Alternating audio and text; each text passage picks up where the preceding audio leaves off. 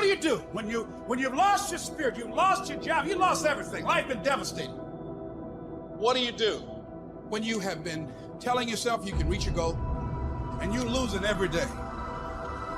Once you are defeated in your mind, ladies and gentlemen, it's all over. Your problem is your pain has identified you. Your pain has weakened you. You're not the first one, you won't be the last one. You can turn that divorce into something. You're not the first one to lose your promotion and get fired. You're not the first one. You're not the first one they let go of. You won't be the last one. The question is, what you gonna do about it? I know what it is to walk the floor and you don't know how you're gonna make it. When people no longer believe in you and you are all you got. And you got to say to yourself, when you fail again and again, they tell you no, sometimes with tears in your eyes, it's possible. When life staggers you, the thing that'll get you up on your knees and get you standing in the center of the ring and find something from somewhere deep down in to keep on slugging and keep on fighting is, it's possible. It's possible. If I just stand long enough, I can pull this off. When you're facing defeat, disappointment, seems like life has written you off and everybody say you can't do it. You don't have what it takes. All you need to affirm that in spite of this, it's possible that I can do it. So what makes ET different than everybody else? Every year I just kept going. And I kept going. And I kept going. And I kept saying one day gonna be my day. But you know what I'm not gonna do? I'm not gonna quit in the process. I'm not gonna give up. I'm not gonna give in. I invested too much to quit. I made too many sacrifices to give up. I paid too much. Listen to me. I cannot stop what happens to me, but I can dictate how I respond. So when life happens, I don't just sit there and cry. I buck back. I will greet this day with love in my heart, and I will overcome evil. And the problem with some of you in this room, you will never be great because every time you go through pain, every time you go through a problem, every time you go through discouragement, you give up and you quit and you do not understand that at the end of pain is your millions. At the end of pain is your reward. At the end of pain is your productivity. At the end of pain is your promise. So do me a favor, stop crying about it and use your energy to get through it. I'm talking to you. You're going through a storm right now. And I'm telling you that this too shall pass like every storm that has come to you. I'm telling you, whatever you're going through right now, if you can just muster up enough strength to hold on and hold out, if you do not quit, if you do not give up, it's coming, baby. Hold on. I don't care how long it takes you to finish school. Hold on. I don't care how long it takes you to pass that bar exam. You keep going. You keep studying, you keep writing, you keep boxing, you keep fighting, you keep dribbling, you just keep on keeping on. And if you persevere, every storm that's come, it will pass.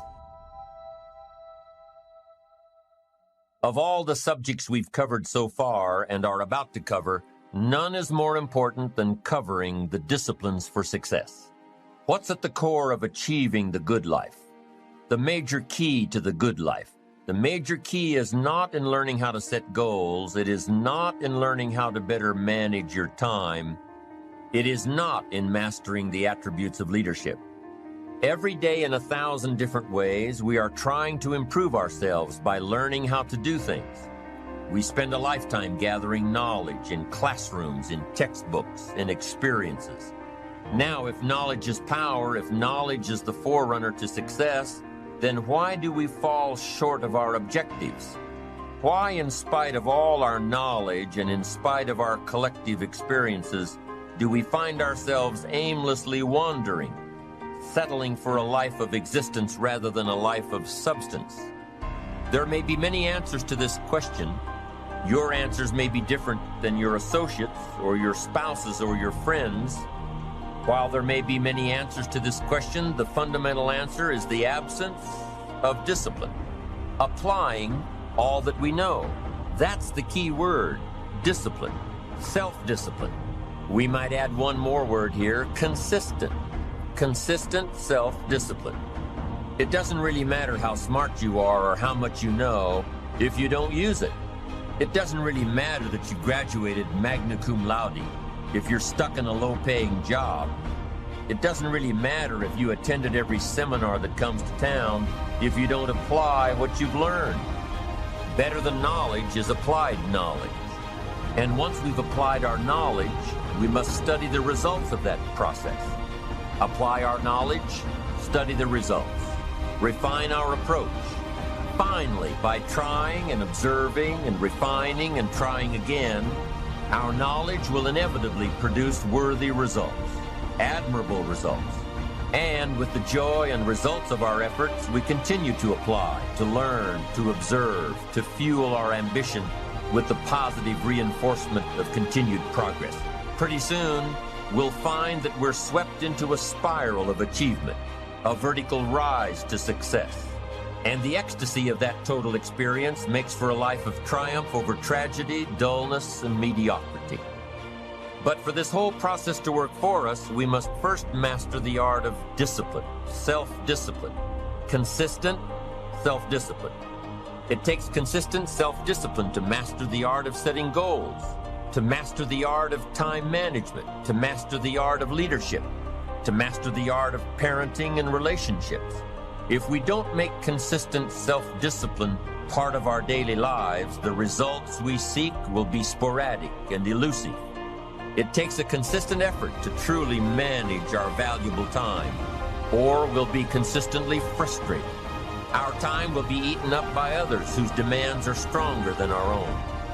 It takes discipline to conquer the nagging voices in our minds, the fear of failure, the fear of success, the fear of poverty, the fear of a broken heart. It takes discipline to keep trying when that nagging voice within us brings up the possibility of failure. It takes discipline to admit our errors and recognize our limitations. The voice of the human ego speaks to all of us. Sometimes the voice of ego says that we should magnify our value beyond our results. It leads us to exaggerate, to not be...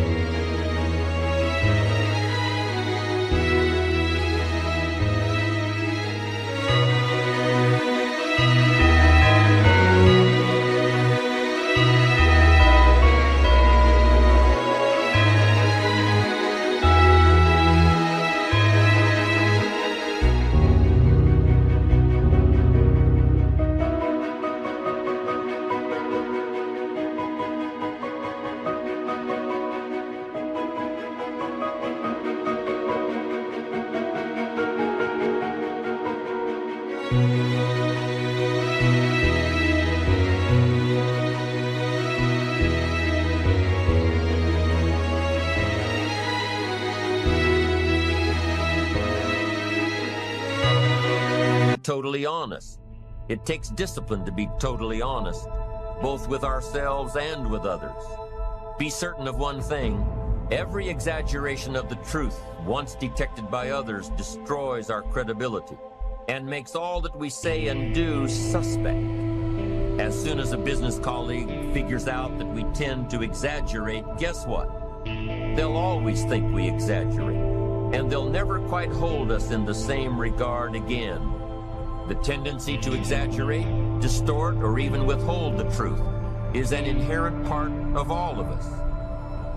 And only an all-out, disciplined assault can overcome this tendency. It takes discipline to change a habit, because habits are formed a little bit each day, every day, every day. Once habits are formed, they act like a giant cable. They act like a nearly unbreakable instinct that only long-term disciplined activity can change. We must unweave every strand of the cable of habits slowly and methodically until the cable that once held us in bondage becomes nothing more than scattered strands of wire. It takes the consistent application of a new discipline, a more desirable one, to overcome one which is less desirable. It takes discipline to plan. It takes discipline to execute our plan. It takes discipline to look with full objectivity at the results of our applied plan. And it takes discipline to change either our plan or our method of executing that plan if the results are poor. It takes discipline to be firm when the world throws opinions at our feet. It takes discipline to ponder the value of someone else's opinion when our pride and our arrogance leads us to believe that we are the only ones with the answers. Discipline is a constant human awareness of the need for action and a conscious act by us to implement that action. Discipline is an awareness of the constant need for action and a conscious act to implement that action. If our awareness and our implementations occur at the same time, then we begin a valued sequence of disciplined activity. Now here's the other side of discipline. If there's considerable time that passes between the moment of awareness and the time of our implementation, then that is called procrastination. Doing it tomorrow instead of today. Procrastination, an almost exact opposite of discipline. The voice within us says, get it done. Discipline then says, do it now. Do it to the best of your ability today.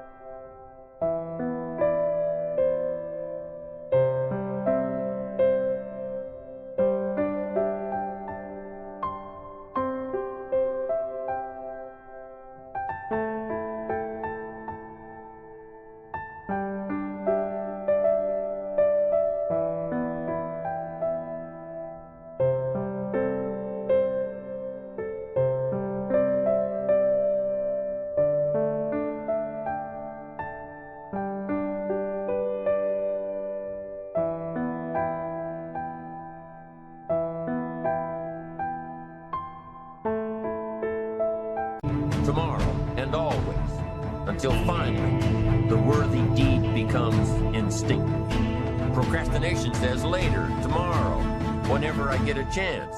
Procrastination also says do what is necessary to get by or to impress others. Do what you can, but not what you must. In every circumstance we face, we are constantly presented with these two choices. Do it now or do it later. Discipline and procrastination. A choice between a disciplined existence bearing the fruit of achievement and contentment, or procrastination, the easy life for which the future will bear no fruit, only the bare branches of mediocrity. The rewards of a disciplined life are great, but they're often delayed until some time in the future. The rewards for the lack of discipline are immediate, but they are minor in comparison to the immeasurable rewards of consistent self-discipline. An immediate reward for lack of discipline is a fun day at the beach. A future reward of discipline is owning the beach. For most, we choose today's pleasure rather than tomorrow's fortune. So how can you get rid of the easy distractions? How can you keep your mind on what you're trying to do? How can you keep an attitude of doing it all and doing it now? How can you make the choice of discipline over procrastination? How can you stay focused on your ambitions? How can you avoid conversations at the water cooler? You can keep your focus on your work. You can get it done today instead of tomorrow. You've got to really work on your consistent self-discipline on a daily basis, or you'll find yourself distracted. Distracted by negative thoughts, distracted by negative people, distracted by water cooler chatter, and pretty soon, depending on the type of people you've associated with, distracted by your doubts within yourself. Never underestimate the power of influence and associations, and never underestimate the power of your own consistent self-discipline. Now let's take a closer look at discipline. True discipline is not the easiest option. Most people would rather sleep until 10 o'clock than get up at 6. It's easier to go to bed late, sleep late, show up late, leave early. It's easier not to read. It's easier to turn on the television than to open a book. It's easier to do just enough than to do it all. Waiting is always easier than acting. Trying is always easier than doing. Imagine what life would be like if we didn't have to make our bed in the morning, or keep our garage clean, or pay our taxes, or show up for work tomorrow. Wouldn't it be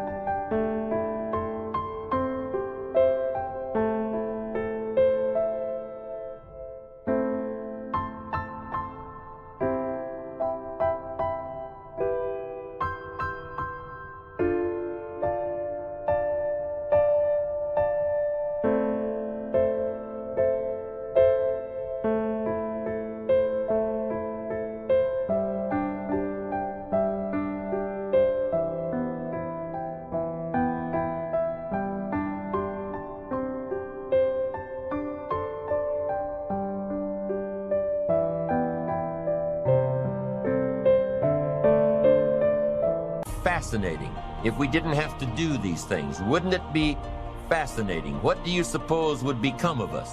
You're right, not much. For whatever the reason, the system we live in and contribute to is designed to make the easiest things in life the most unprofitable. Profitable seems to be the most difficult. Our world is and always will be a constant battle between the life of ease and its momentary rewards and a life of discipline and its far more significant rewards. Each has its own price, the price of discipline or the price of regret. We will pay one or the other.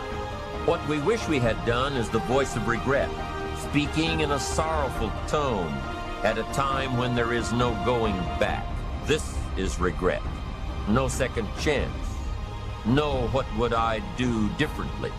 Choose one or the other, but both will have their price, the price of discipline or the price of regret.